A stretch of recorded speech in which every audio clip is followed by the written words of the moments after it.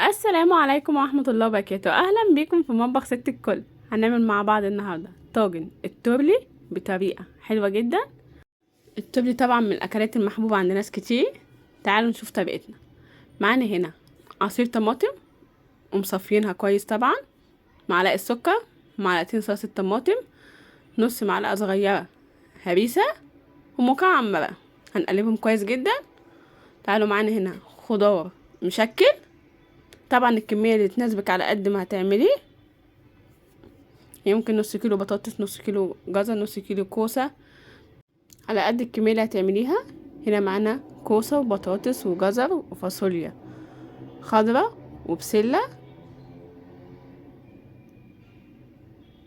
معانا هنا انا هنا مقطعة بصلاية وطماطماية وقرن فلفل رومي، مقطعهم قطع متوسطة، انت عليهم ملح وفلفل، وهندعكهم بايدينا كويس جدا. اهم حاجه الخطوه دي، احنا مش عايزين نقلبهم بمعلقه ولا اي حاجه، لا احنا عايزين ندعكهم بايدينا كويس جدا بحيث المكونات كلها تختلط مع بعض ويتجانسوا سوا. معانا هنا الحله بتاعتنا على النار، ننزل فيها معلقه سمنه وبصلايه مقطعينها مكعبات. هنشوح البصلايه، بعد كده هننزل بالخضار بتاعنا اللي احنا مجهزينه. هنشوح الخضار لمده 3-4 دقايق. بعد كده هننزل بالطماطمايه والبصلايه والفلفل الرومي اللي احنا حاطين عليهم الملح والفلفل، وهنقلب كويس جدا.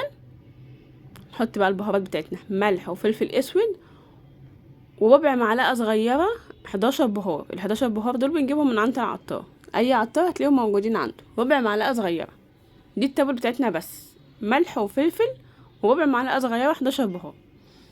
وهننزل بعصير الطماطم، نسيبه بقى يغلي. هنسيب التوبل بتاعنا يغلي 10 دقايق بس.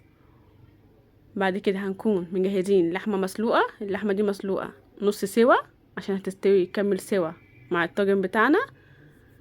هننزل بكميه من التوبل كده الاول، بعد كده هننزل باللحمه في النص، بعد كده ننزل باقي كميه التوبل وهنظبطه في الطاجن بتاعنا وهندخله الفرن. والطاجن بتاعنا بعد ما طلع من الفرن بجد جربوا الطريقه دي في التوبل، هيعجبكم جدا وبطعم تحفه.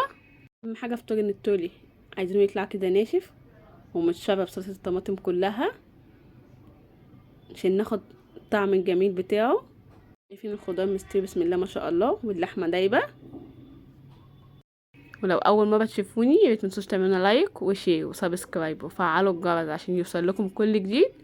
واشوفكم فيديو جديد ووصفه جديده من مطبخ ست الكل.